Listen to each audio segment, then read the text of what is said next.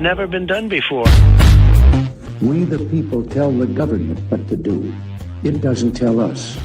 We the people are the driver. The government is the car. And we decide where it should go and by what route to do. We the people are free.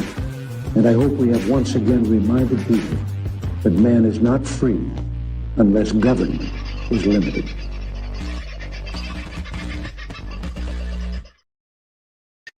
Well, howdy, folks. How are you? I hope you're having a very, very good kind of Thursday. I walked a few miles, not a mile, a few miles yesterday for a variety of reasons. But at the end of the day, I had a few issues as well, and henceforth no show last night. Wound up having a very good sleep, and the cramp in my leg has gone away. Thank you for all and sundry.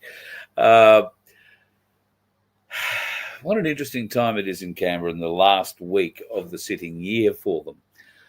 Of course, it's only the middle of the financial year. There are still so many more billions of dollars to be wasted. And we've seen today yet another example of, and I think we'll be seeing again right about now, another example of just how little we the people and our feelings are taken into account by those who claim to represent us in that place.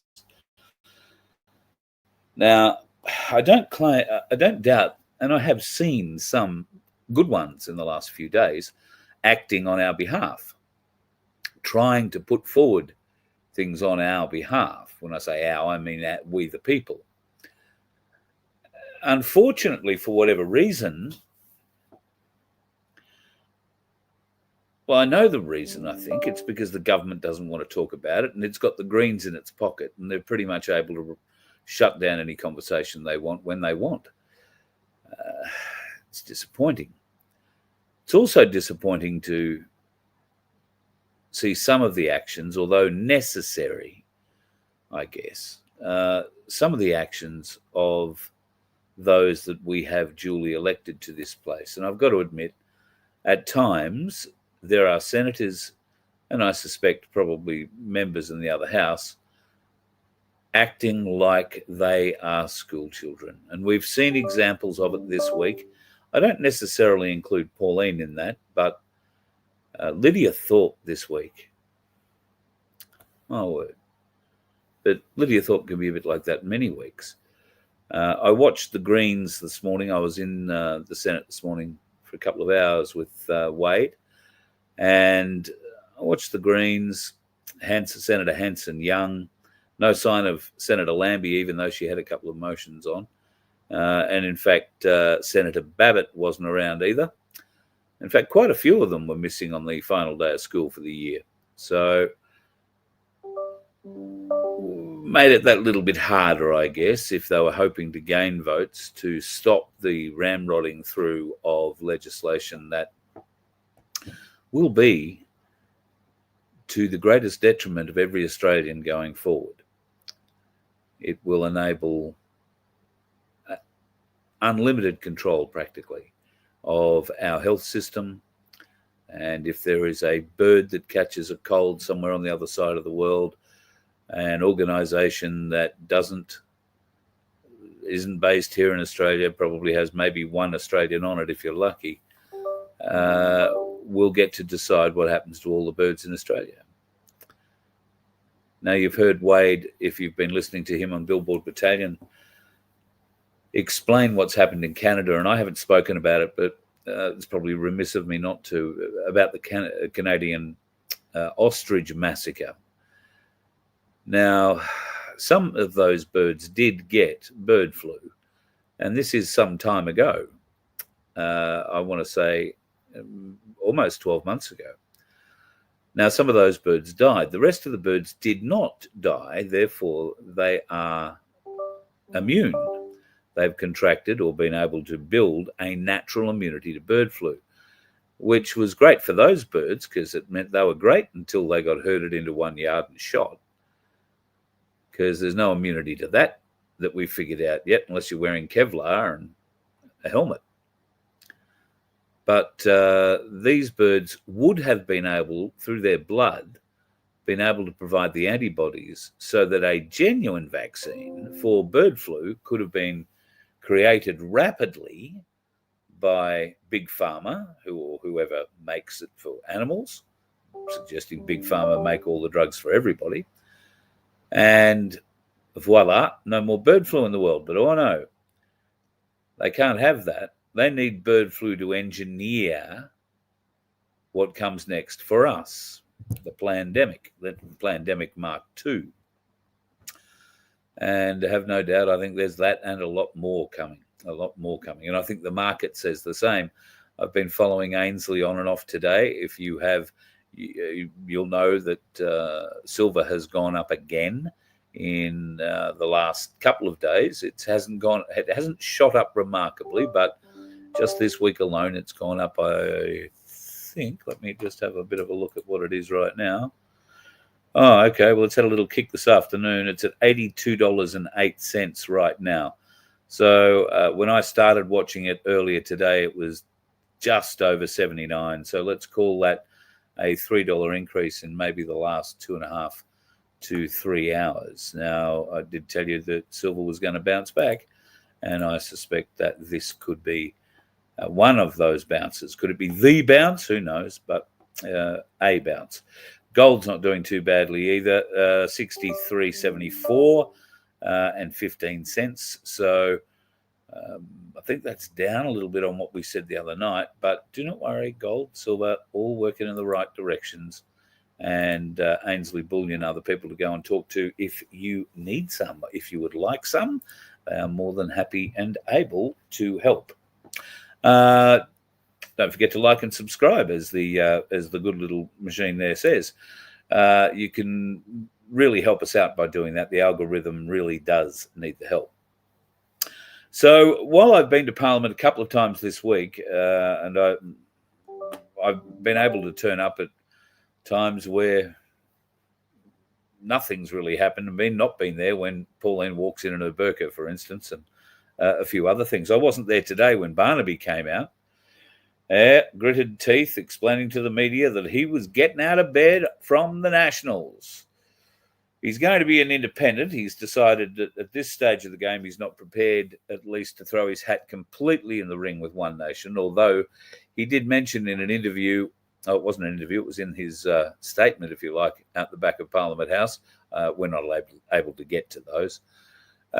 He said that the people of New England who elected him are now more One Nation supporters than they are National supporters anyway, which I think is a pretty fair comment, given the National Party has deserted the people of the country, the people that they were meant to be there to serve, and they've deserted it for the big money of the Liberal Party and a coalition and a seat at the table, rather, amongst other perks, I'm sure, that have come their way. But the National Farmers Federation are also missing in action, I suppose is the best way to say that. Now, Wade's plan was for today or tomorrow, I think, to go down to the National Farmers Federation headquarters and try and get a meeting with the new president, a guy named Hamish. Now, Hamish has been dodging Wade's calls, has been dodging Wade's emails, which indicates he's probably going to try and dodge Wade. The weird thing about this National Farmers Federation is that should a farmer from this nation want to go to their office, you can't get through the front door. There's this bloody huge great office, no receptionist. Or they're hiding out the back somewhere and they have a security camera and they decide who they're going to let in and who they're not. But I don't know, if you're only entry by appointment, you'd want to be answering your emails or your phones, wouldn't you? So those people know they have an appointment. Or is it just such beyond the National Farmers Federation minions to send an email that says, look, we're very sorry, Hamish doesn't want to speak to you, or we're very sorry, Hamish has got a very full schedule and we can't fit you in, or any of the myriad other excuses that the National Farmers Federation will no doubt have come up with, and I'm sure some of them will be creative. It can't go on forever, though. They can't continue to hide. And right now, the VNI West teams are scouring central Western Victoria, if that's the way to put it, the Wimmera Mallee area, trying to get onto farmers' land who do not want them on it, who do not concede that the government has the rights to allow these people on the land. And it's great to see so many of them coming to the aid of the farmers' properties when this happens. In the Wallaroo Gree area, there is a really staunch mob around there, and I would love to come and see you next week, but I haven't heard much from the group. I've reached out to it on Facebook and a few other things, so I imagine you're all busy out doing what you do at this time of the year, which is stripping, not the kind that gets $5 in your gutter, but the kind that fills up your wheat bags and other bags, so to speak. So I imagine there is a network that is in place, but it's not really able to tell me much either, because these inspectors, I don't think they give a great deal of notice. Inspectors is the wrong word. They're VNI West surveyors, for the want of a better term. And they're trying to get onto the property, in case you're unaware. I think it is for the surveying of the transmission lines from the wind towers that aren't connected yet, haven't been for a while. So a lot of those farmers aren't being paid the wind tower stuff. They're getting a fee, I suppose, but they don't want their land dug up and ruined and large sections of it made unfarmable, because once access roads go in and all that kind of thing, the farmers aren't able to farm around those sorts of things. So it makes life very, very difficult, and it's being forced upon them. So if you are in Victoria and you can go along and support people in that area, which, if I am right, I might be wrong, but if I'm right, it's sort of between St Arnaud and Marnoo, sort of north and south, I think, of the, I don't know what highway it is that goes across there, but that's basically the main road that comes across from Bendigo to Horsham. And Wallaroo and Gree, you're not going to find too much of a town centre for either of those. They're just regions, if you like. But just know that everybody with the voice of freedom is with you, folks. We think about you. We have been doing a lot of talking and thinking, trying to work with you this week. It's just unfortunate. Obviously, the company doesn't telegraph their punches, and we have a very limited amount of money to get back to Queensland, and to drive around Victoria and around the Wimmera looking for a dirt road that a VNI West truck might be on is just a bit too expensive for us to muster without a great deal of help from you folks. And as yet, we haven't received that. So at this stage, I think I'll be heading off tomorrow and making my way back north again. There might be a couple of stops involved, and I will bring you up to date with those. Certainly tomorrow, while I'm driving, keep an eye out on the phone or on the main VOF channel, and you will get a bit of an idea of what's going on. Some decisions will be made later tonight. I am catching up with Wade after this show, and his team, the lovely Belinda, whose arm is swollen still, but seems to be moving down her forearm. She doesn't seem to be too concerned about it anymore. Still does have a bit of pain in it. She's a tough lady. God love her. So keep your prayers in mind for her. While I was at Parliament House, in fact, quite surprisingly, as I walked in the main front door of Parliament House, there were a number of things going on there today. There was, I think, that rock star bloke that is married to or going out with or hanging out of Abby Chatfield. I think he was standing out in the forecourt having a cigarette. It might not have been him. It was some other thespian type. But, and I don't take enough notice of them to really recognise them in public anyway, so I could be wrong. It was somebody who looked similar to him. And there was a lot of music and singing. There were people wearing smocks and what looked to be like hospital attire, surgical scrubs, only in brightly coloured sort of things. I think they may have been nurses or. Yeah, this was the problem with their branding. I still don't know, and some of them sat at a table beside us. I heard a group singing. Still don't know what it was about. So yeah, your uniforms look very colourful, but got no idea what it was about.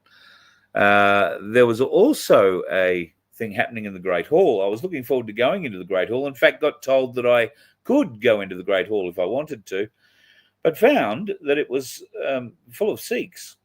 And there was a very big Sikh gathering going on in the Great Hall. And I don't know, a lot of people lined up to go and get I don't know.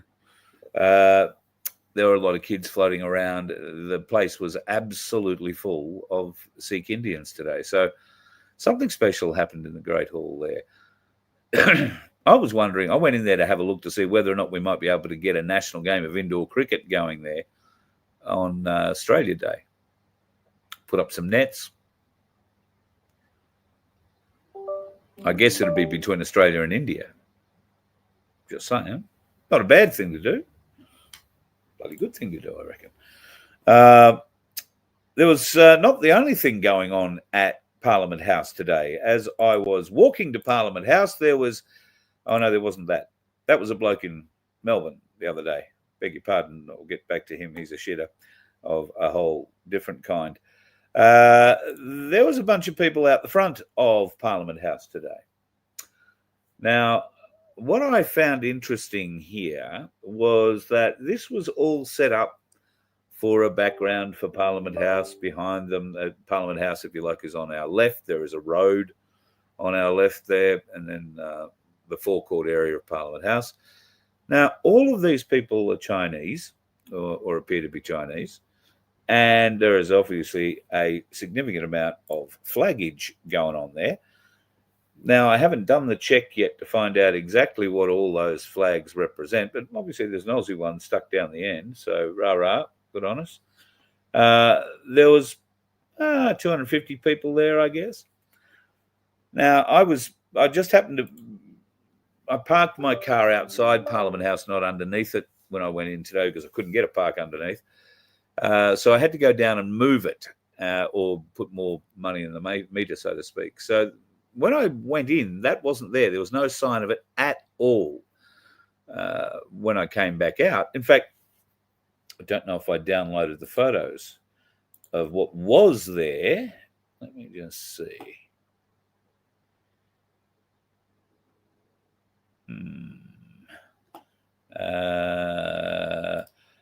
Well, there were what was there was a little bit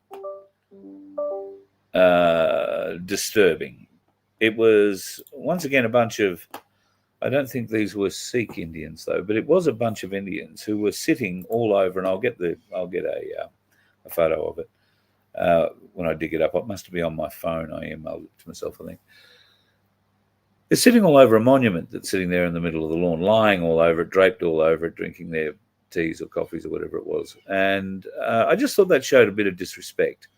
So I don't know whether that's just me being a bit funny, but to me, it just, if I went up to the War Memorial and saw them doing the same thing on one of the, the Vietnam Veterans Memorial, for instance, if I saw them sitting there laying across parts of that, I probably wouldn't be too happy. And I imagine many Vietnam veterans wouldn't be either. Although many Vietnam veterans' sons are now my age, and we're probably looking to our sons to do more about it than we're able to. Just saying.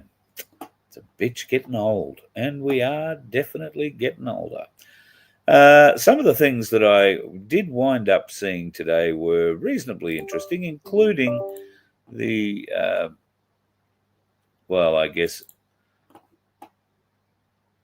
I can't call it fake because it's real, but here is the Magna Carta that they have on display just outside the Senate entry, if you like. They explain here that the Magna Carta is a celebrated document, is a founding document of the development of the constitutional and parliamentary government system. Magna Carta is the Charter of Liberties first granted in June 1215 by King John of England as a treaty to end a baron-led revolt. From its articles emerged the concept that nobody, not even the king, is above the rule of law.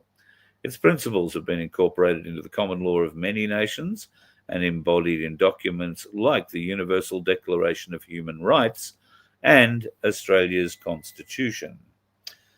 Then they tell you about this document. In 1952, Bob Menzies announced the Australian government had purchased a 1297 version and inspectus issue of the Magna Carta for the nation. The document was first displayed in Australia in 1961.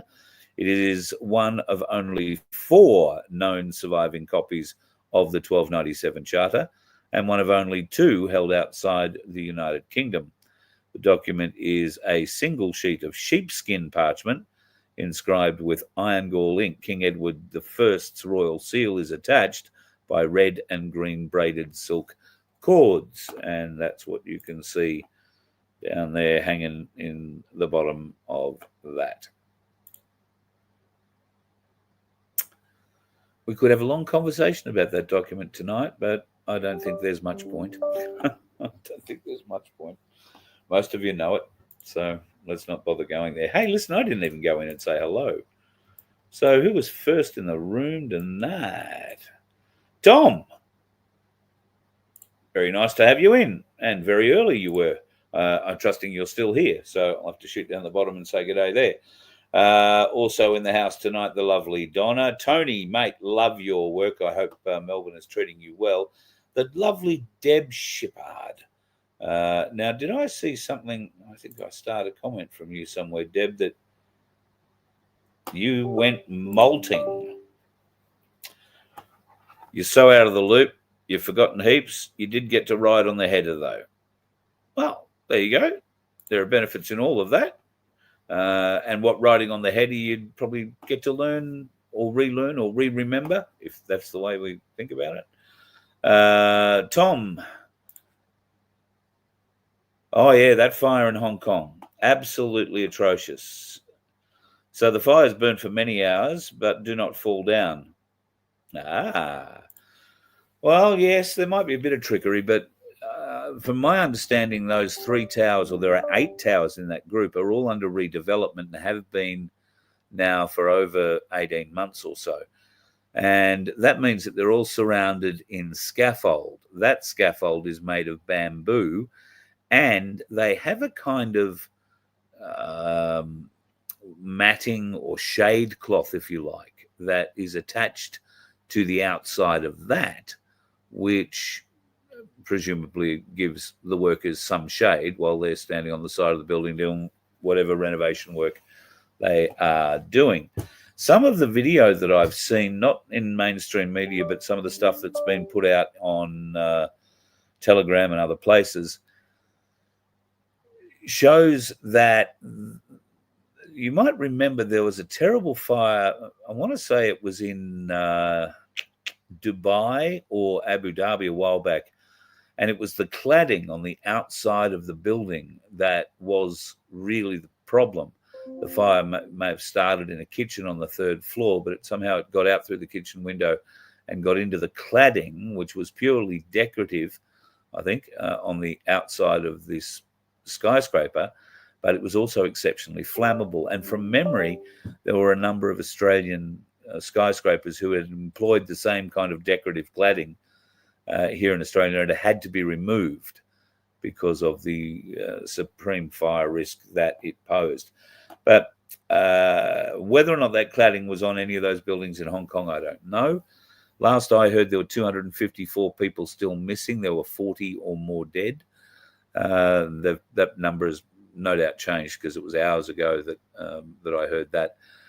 If they have the fires out yet, that was also seemingly one of the biggest problems they were having, because once the fires got above a certain height, they're not reachable from the ground, regardless really how much water pressure you got.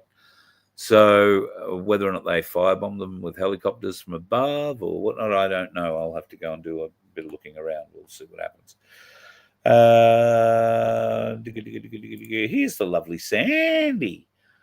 Don't forget, folks, $2 is all you got to spend for a ticket to win, or the chance to win, $750 or a 1 gram bar of Ainsley Gold Bullion, which is going up and up and up as we speak. You can go to merch.vofhq.com and click on the link there that is Sanctuary 750. I think there's under 100 tickets left to sell in this last lottery. So please, if you can help us kick this one over the ground, I know Sandy and her team at the Donkey Sanctuary need all the help they can get, getting feed and veterinary services for the animals. So that's where we're going to send all the cash this time round. Please help us with that. How's everyone faring the weather in your part of the country? No rain, your ground is dry, and no growth at all.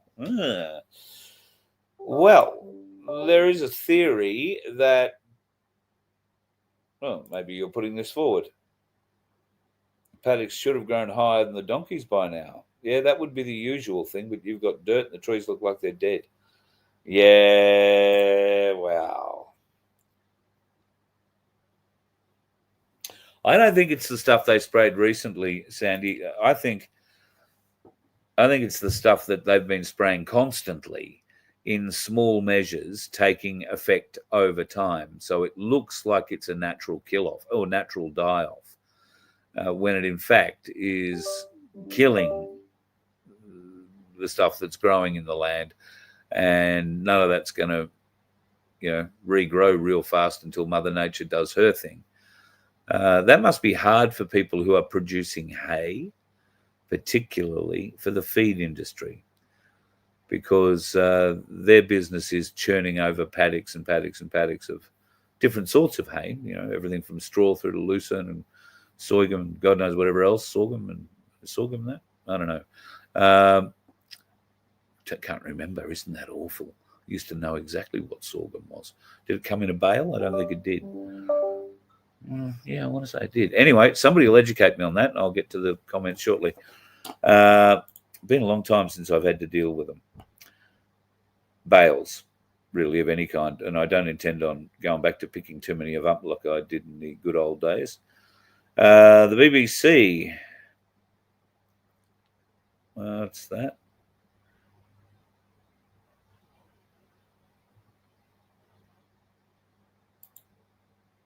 Sorry, just reading. Your barley protein was 13.1, but only 12 tons off at 22 acres. Wow. So that's not a high yield. That's sad, Pete. Sorry for that, mate. You need a bit more rain. That's however things are.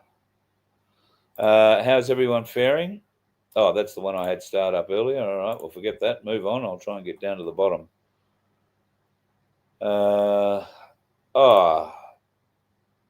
Thank you, Susan. Thank you so much.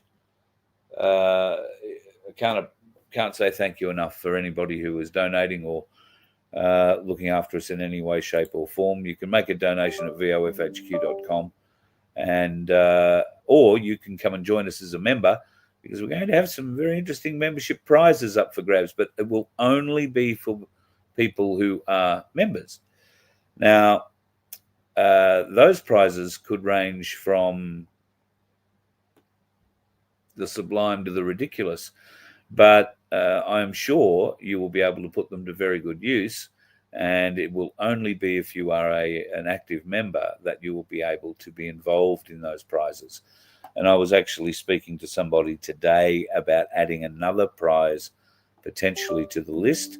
So we're looking to have a number of contests where you will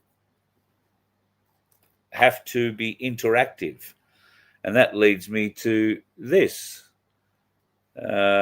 This will be the phone you call. And as opposed to, I think I should get it out. Oh, it's hurt my thumb again. As opposed to my phone, which if you get a good look at that, you'll see that white stuff. Well, that's not white stuff. That's where the glass kind of was, and now it's been powdered. One of the issues that I had with the phone was with the phone yesterday. I lost the bloody thing. Thankfully found it this morning, cough, but it's been driven over by something rather heavy. So that one's just about dead anyway. So it's been a good phone. I've had it for I don't know how many years, but we got donated purely out of luck, got donated another phone to use as a call-in phone. And that's it. So unfortunately, what might happen is I swap the cards around and I may have to go to the other side, the dark side, the Samsung side, because that's the phone we've been given. Because the front side of my mobile phone, the Apple, is only slightly better than the back side of it. So anyway, complaints. Just having a scan down and seeing what your conversation's getting into, if you've got any questions. I've had the opportunity sorghum goes into silage and chop. There you go. Thanks, Wendy. Appreciate you. Education, see, always happy to learn. I've had the opportunity the last few days to wander around this place, try and meet up with various different politicians, and had absolutely no luck whatsoever. Wade has had more luck, and I don't hold that against him at all. He's put in a lot more time, a lot more boot leather, a lot more time sitting around in cafes and parliamentary members' offices waiting for someone to agree to talk to him. So he's done pretty well, and I'm hoping tonight when I catch up with him, we'll be able to have a bit of a chat ourselves, something we can record, and I'll put up tomorrow night or tomorrow and play tomorrow in tomorrow night's show. We may even run into the odd politician or two tonight. It is, after all, the end of the school night or school week for them. They'll probably hang around for a little bit tomorrow to tidy up, so to speak, but they'll be predominantly heading home for Christmas. And we expect a few of them might go out for a meal tonight, and maybe they'll bump into us. So fingers crossed. We'll see what comes of that, if it comes at all. All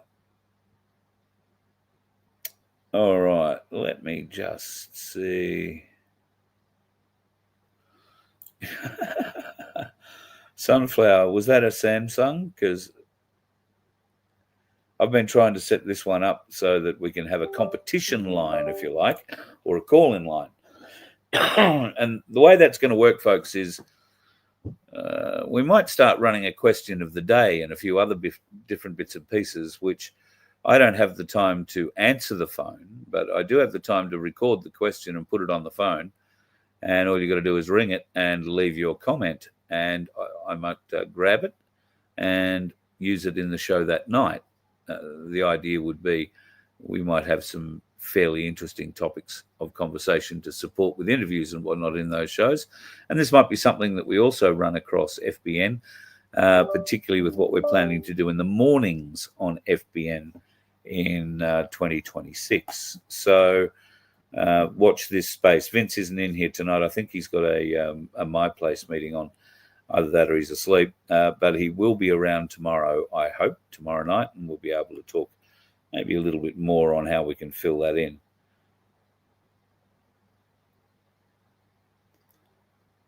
What that has been sending me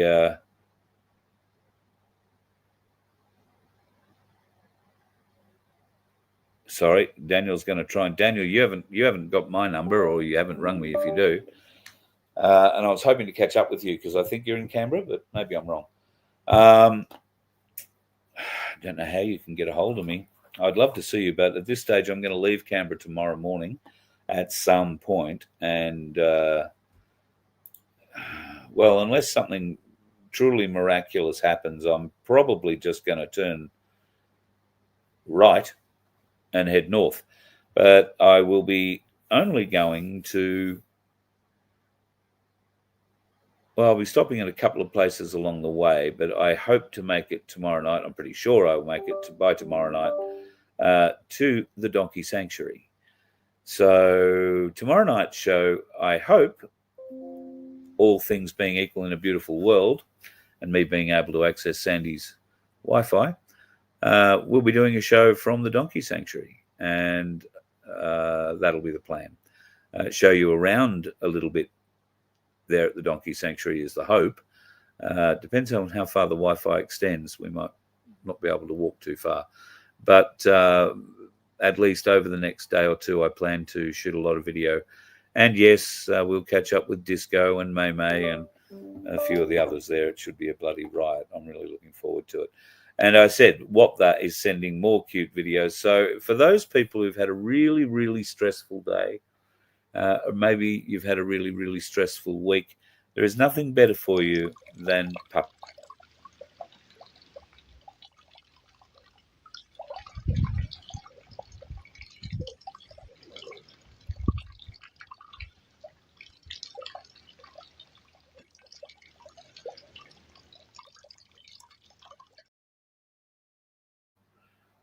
Oh,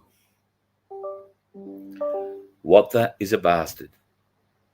There's a pile of videos he sends me. Carl Jr. this, Carl Jr. that, Carl Jr. that. He is a bastard. Daniel, you don't have phone access. Email me your address, carl@vofhq.com. And if you're free tomorrow morning sometime after 9:30, that would be the way to do it. Email me. You can't private chat me. You can't. There's a lot of things you can't do. Email me, carl@vofhq.com, and slip me your address, and I will scoot to you. Or send me your phone number if you have a landline number. You said you don't have mobile access. I know it says you don't have phone access. Okay, yeah, well, just send me an email, Daniel, and I will look at it tonight. And I've got a breakfast meeting I've got tomorrow morning, which I expect will be over and done with by 9:30, certainly 10 o'clock at the latest.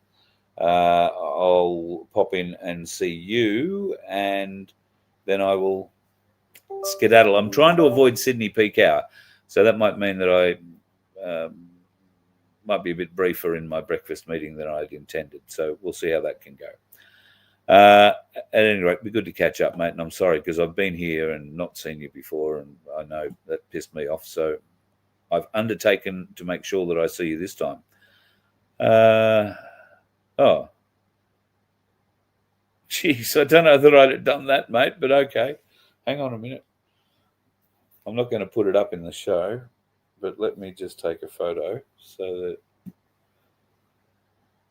I can go back to that. Oh, there. All right. Is 9:30 good for you? I'm sorry, folks. We'll just have this little chat with us through the chat, so to speak. I guess that's how it is. You've done it before. Good on you, brother. All right. Is 9:30 all right? All right. Good. I'll see you around 9:30. That makes my heart happy. I'm really looking forward to that. So what else have I got? Really nothing to tell you about today other than it was very disappointing to see how things acted. But, you know, even walking up to Parliament House today, I think the flag flying over the top of that place is a great indication of what Australia is currently like. And I think it's under the Labor government. That, to me, is an Australian flag and an Australian people that's a bit frayed at the edges.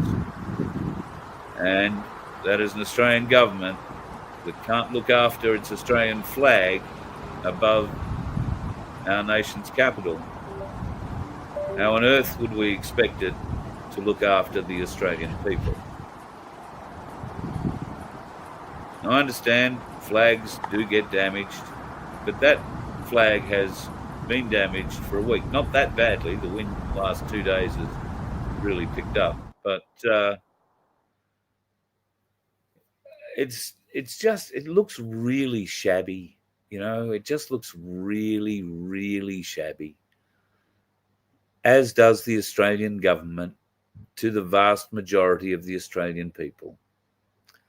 And I was speaking with a local today, a lovely lady, and while she's lived here for, I don't know, but decades,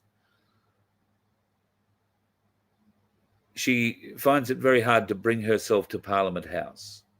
And that's because of all the Masonic imagery, and she gets a feeling about it. I've got to say, I get the same feeling.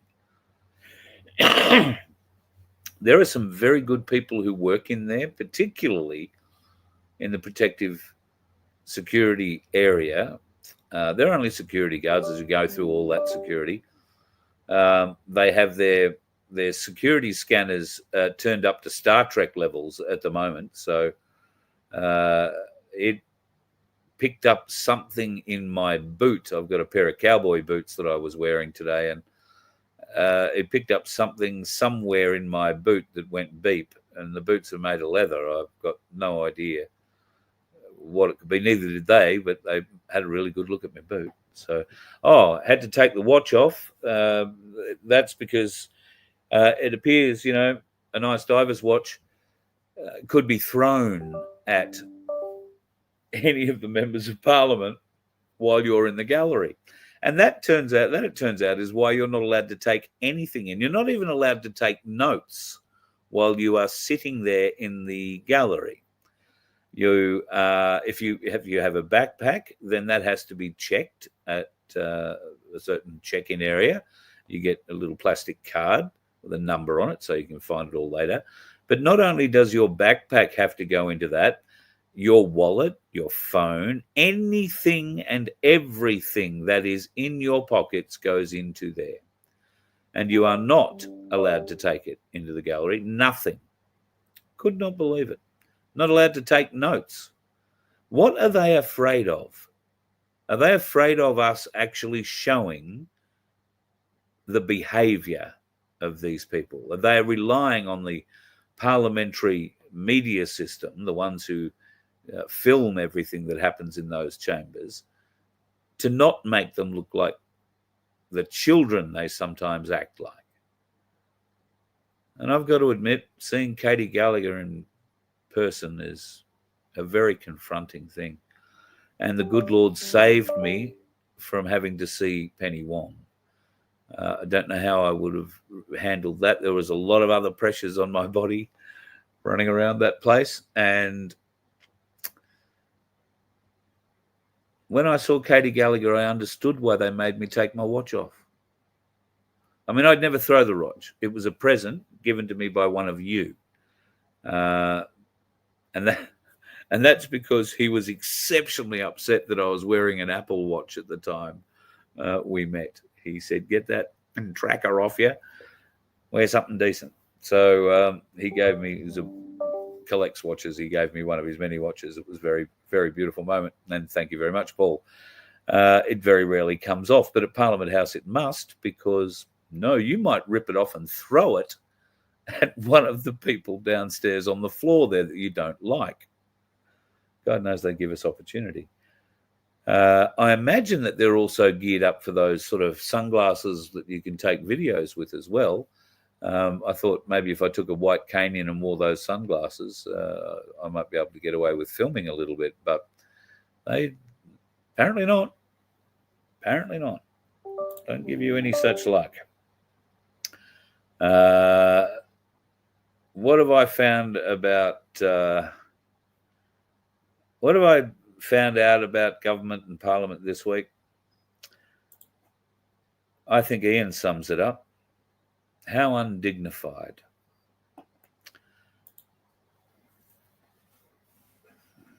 If there is any dignity to it, it is false, or it is pomp and circus and ceremony.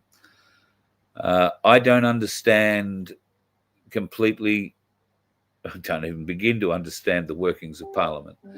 But I was interested to see the black rod seemingly taken for a walk out of the chamber.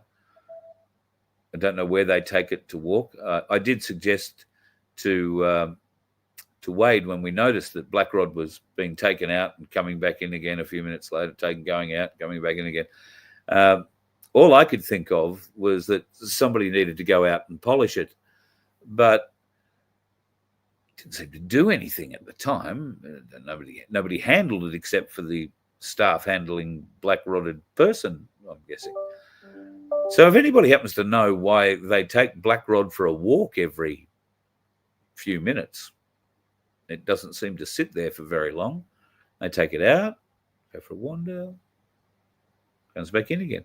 I was wondering if they'd just take it for a bit of a sightseeing trip around both houses, out of the Senate, into the House, and then round the House, and then back into the Senate again, where the walker has a bit of a rest, a becks and a cool lie down before he gets tagged out, as so many workers in that place do. My word. That's a whole other story. I wish I could have taken a photo of this guy that was working. I'm assuming he has something to do with Hansard.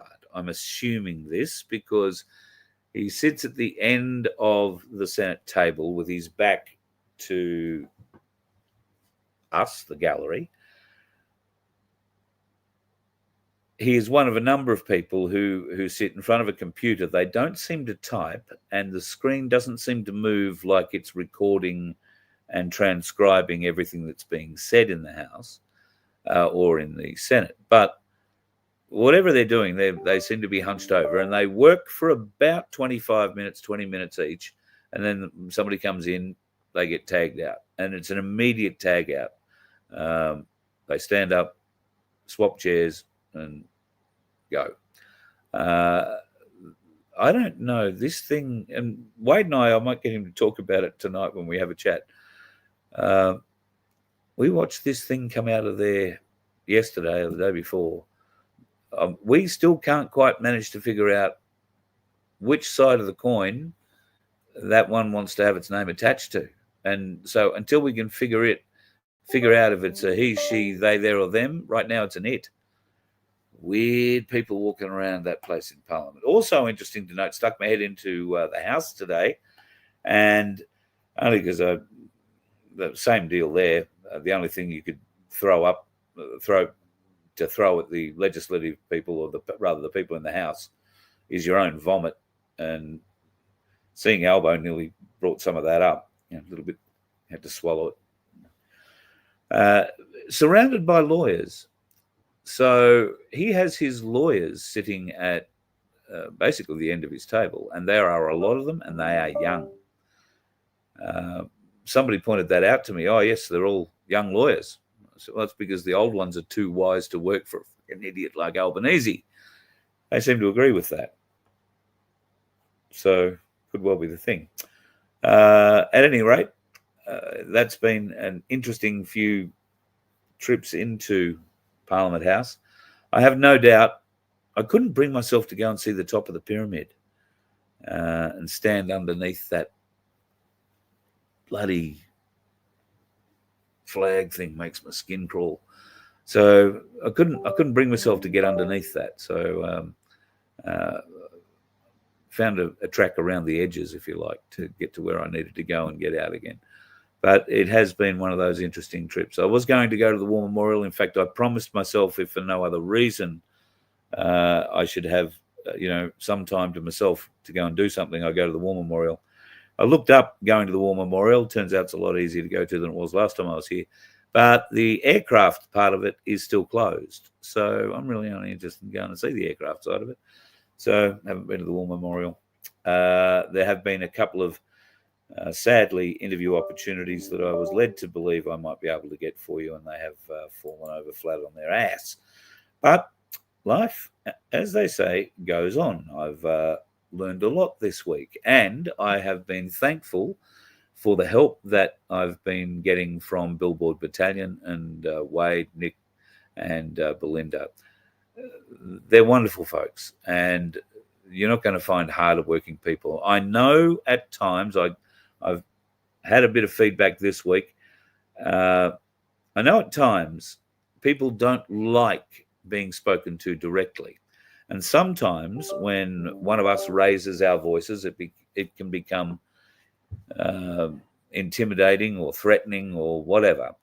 I know, having spoken to a lot of you, you like when I get angry because it's just, oh, look, there's Carl going off again. But I get angry in a way that I hope I say the things you would be saying in an angry fashion you maybe wish you could say, or you certainly could say and probably would say even in a more angry way if you could. But anyway, we're trying to meet the middle ground on the average, put it that way. Wade can say some things at times that people tell me they find a bit confronting. Well, I'm afraid I stand with Wade, particularly on the subject matter that he has been on about now for the last few weeks, months. And I feel strongly about it too, because they're trying to kill us. There is no other way to look at this. I had a conversation about this with somebody today who was saying, oh, yeah, but they are trying to kill us. If you look at what they say, oh, no, they say they're doing this, they say they're doing that.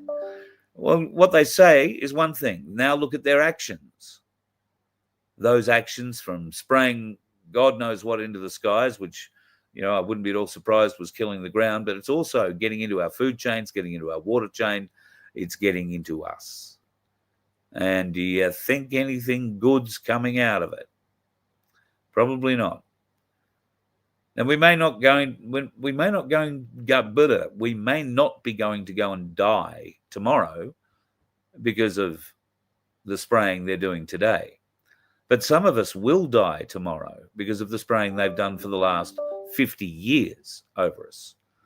Because it's what they've sprayed over us at various different times over that time period that has induced all sorts of health issues in the world today.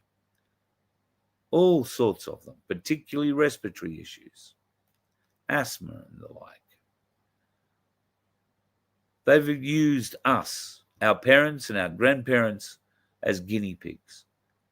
And they don't care how many of us die, because the ultimate goal is, as we all know, to thin the population down to a manageable level of elites and slaves. Well, the slaves won't be managing the elites. The elites will number 3 and a bit thousand. The slaves will be a lot more than that. Every elite will get a good slave, or 20. Are you willing to be the slave? I hope not. I'm not willing to be the slave.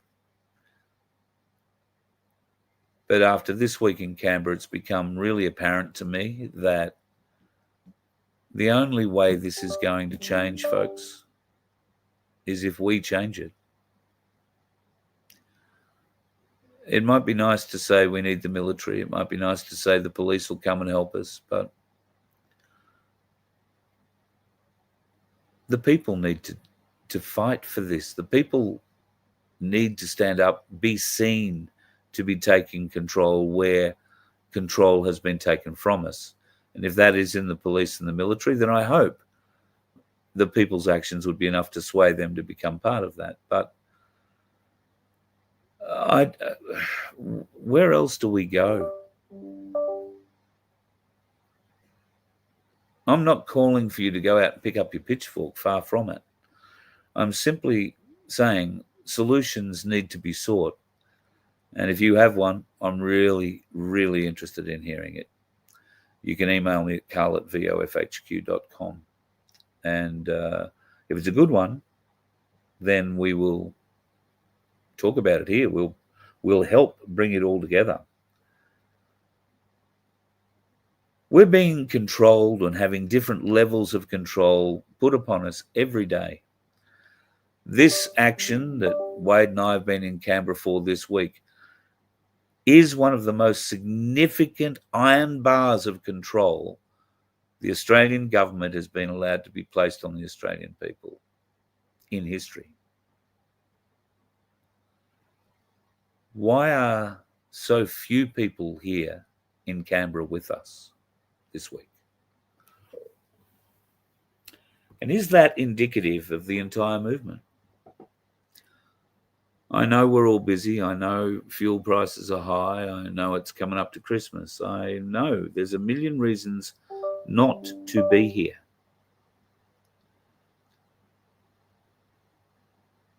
But there's one really good one to be here. And that is, they're trying to kill us. That has to stop. We have to let them know we know their ultimate plan, and the lies, the mealy-mouthed words that come from all of them cannot be trusted, will not be trusted. And until those people start acting in the interests of the vast majority of Australians, which they won't, we need to withdraw our services, our everything. I think that's the first step. I think we bring this nation to a standstill. I think that's the second step. And I think there are very good and very easy ways to make that happen. But it requires the support of everybody, or the vast majority. So if there were an action plan to, I don't know, block a highway or otherwise disrupt traffic, would you be part of that? Would you get off your bum and go and do it? And would you stay at it for a day, a couple of days, a week, or until we were satisfied that the country is being put back on track in a manner that people approve of? Think about it, because I really do think the time is rapidly approaching where those sorts of questions are going to have to be asked of all of us. And I guess right now we should start asking about them for ourselves.